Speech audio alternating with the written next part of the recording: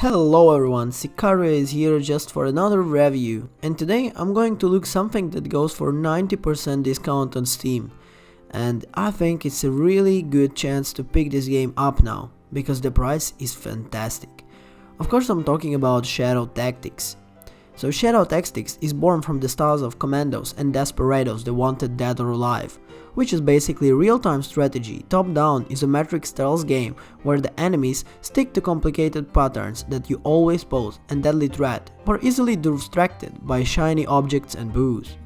There can be multiple ways to complete a level, but in the end you have to take enemies out one by one and hide them, or sneak around so nobody notices you. Evidence of your existence is a death sentence basically in this game. When I say that stealth is essential, I mean that it's impossible to finish level in Shadow of the Tactics without considering an appropriate way of level of covert operations. You can alert enemies to a degree, well, in fact, sometimes it helps to make one suspicious in order to lure them into trap, but you have a little health, a few aggressive options to play around with an event of an encounter. It's easier to stab an enemy in the back with the correct amount of time to get away or die trying. But when you can pull off a skill, Shadow Tactics makes it extremely satisfying.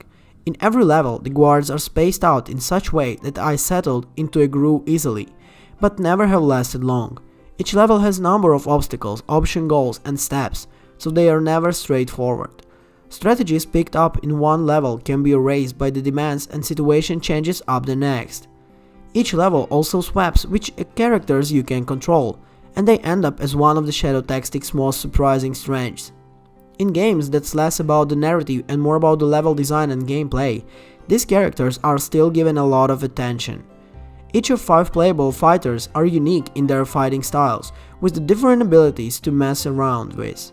They also have their own personalities and backstories to add the color to their action, providing a smaller, meaningful details. Each character in Shadow Tactics can earn sympathy in their own way, and each subsequent level adds a bit more personality and stories. Hayato starts off as an ignorant, aloof man, but you learn over time that he isn't money obsessed as he appears. He also fiercely loyal despite his tendency to work alone. It took a lot of time and effort to endear Hayato to me, but it actually worked out well.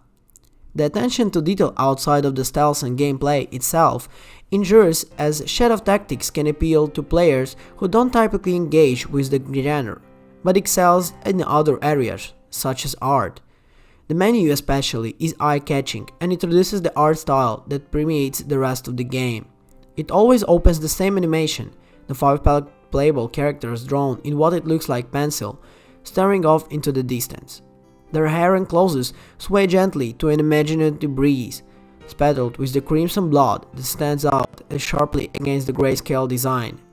It reminds of a pastoral Japanese art and calligraphy, but it's modern and in the sheer amount of the detail you can see the clothing and hair.